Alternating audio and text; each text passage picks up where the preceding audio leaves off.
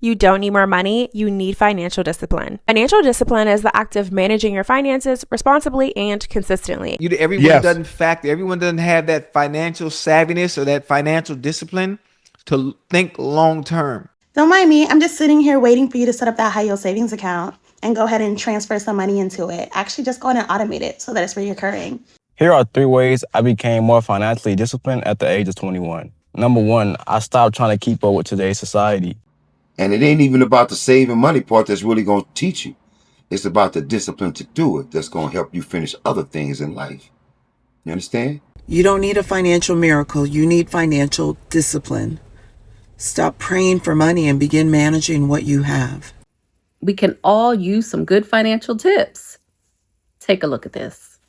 You don't need more money, you need financial discipline. Financial discipline is the act of managing your finances responsibly and consistently. This means that you are setting and tracking your financial goals, maintaining a budget, you're saving, investing, and really just avoiding all unnecessary expenses. It's these not so sexy things that build lasting wealth. If you lack financial discipline, then making more money won't help you. There are 6-figure earners barely getting by and millionaires going bankrupt. The amount of money you make is irrelevant if you lack the financial discipline to actually manage it. Now, we all can do better with our finances, regardless if we're at $100 million or $100,000 or $100. There are things that we can do to make better choices, to increase our finances, to create a good nest egg. Everyone doesn't have that financial savviness or that financial discipline to think long term. Before you go on, think about all the lottery winners, right? Yes, they all went broke. All of them. Think about what did he say? He put something in there at the end. He said, "You spend, use, save, invest, flaunt." Mm-hmm. See, it ain't the payment; it's the upkeep. When ish go wrong. And I talked about that on a previous video. You got to make sure that you are able to maintain all of the things that you have purchased. It ain't luxury.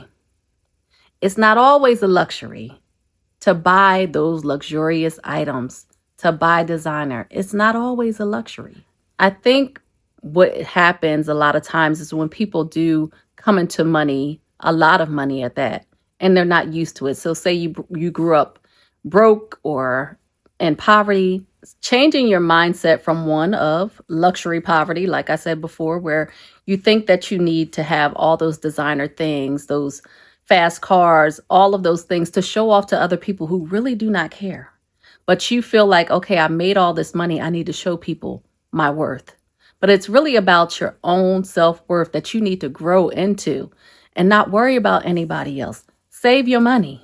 Here are 3 ways I became more financially disciplined at the age of 21. Number 1, I stopped trying to keep up with today's society. Buying things just to look like I got it, I stopped doing that a long time ago. I don't care to rock designer every day. I don't care to have a Scat Pack or a Benz. I'm fine with my Malibu and I'm good with the clothes I wear. Because my car gets me to point A and point B, and I'm blessed to have the clothes that I wear because other people don't have that same luxury. So instead of comparing myself and buying unnecessary things, I found contentment in the things that I already have. Social media isn't real, but the more time you give it, the more you believe in it. So instead of me consuming things that wasn't reflecting the person I wanted to become, I cut out the unnecessary noise, stay focused on God's plan. And I recognized and accepted that this is my season of building, character development, and becoming the new me. So the more I save, the more prepared I will be when opportunities come my way. And nobody can stop an opportunity that you prepare for.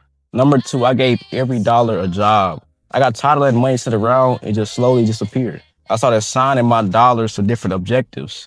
This money goes on bills, this money goes on gas, this money goes on food. I knew exactly where to deploy my troops every time I got paid or every time I got some side money. And that allowed me to create a financial system because now the money that I have left over can either go into savings or emergency funds.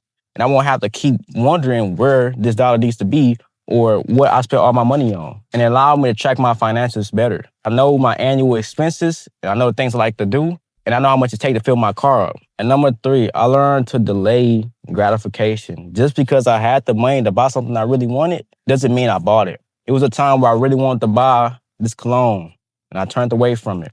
It's only a temporary feeling that I wanted, because once I get it, I probably won't even use it as much, and that feeling I had when I first bought it will disappear. So that meant I really didn't need it. I had to understand that finances are more than just money. It's emotions, emotional spending, impulsive buying, greed. It all plays along when it comes to money. And who I am now, I won't be the same person in the future. So before I make a purchase, I ask myself, is this going to better the future me or satisfy the current me? And if it's just satisfaction, then I don't need it. But if it's actually an asset to my life, it's going to better my life and make me an overall better person, then it's worth buying. And again, don't worry about Mr. and Mrs. Jones. They're not real and they don't care about you anyway. Stop worrying about being dressed to impress, all those things for other people. Worry about yourself. Start saving your money. Listen, if you can't save money, your life gonna be hard. All right? If you can't save money, your life gonna be hard. And it ain't even about the saving money part that's really gonna teach you. It's about the discipline to do it that's gonna help you finish other things in life. You understand? Save your money because nobody else is going to replenish your bank account that you're showing off to. I got this, I got that. Those materialistic things will not last forever. Save your money, invest, own, all those different things. When you get into those big tax brackets and you know that a lot of money is going to go to taxes, figure out a way where you can invest that money and have it grow for you. Don't mind me. I'm just sitting here waiting for you to set up that high yield savings account and go ahead and transfer some money into it. Actually, just go ahead and automate it so that it's reoccurring. And then once you've done that, go buy a stock. Go ahead and put $50 into like a low index fund. And automate that too. Thanks. Bye.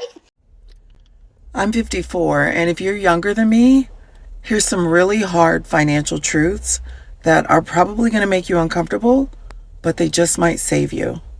Your dream life is possible, but not with your current financial habits.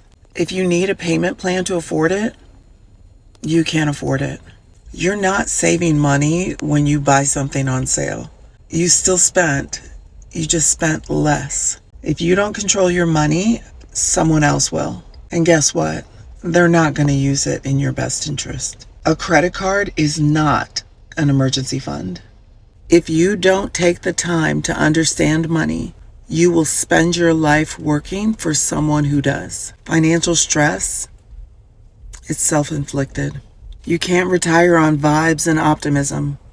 You're going to have to work until you die if you don't start investing. Your bank account reflects your choices, not your excuses. You don't believe me? Take a look. Every dollar you spend is a vote for the life that you're building. What are you voting for? Security or poverty? And then you end up being depressed and in debt and starting all over again. We got to put our minds in the right place.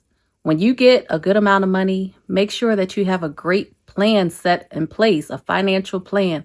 And if you don't know how to do it, find somebody else who can help you. You don't need a financial miracle. You need financial discipline. Stop praying for money and begin managing what you have. Your future is being sold off one impulse purchase at a time, and you will never escape the cycle of being broke until you admit that you are the problem. Hope that helps. Now, all of this goes back to the luxury poverty talk that I talked about last time. Go take a look at that video.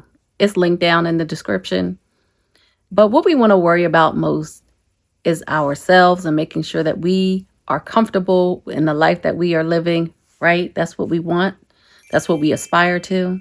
Hopefully some of these clips gave you some inspiration as well as some tips on how to better succeed in the future with your finances. Now, there's always financial advisors out there, tax preparers, accountants, anybody that you need to talk to regarding your finances that are going to be able to help you set up a financial plan.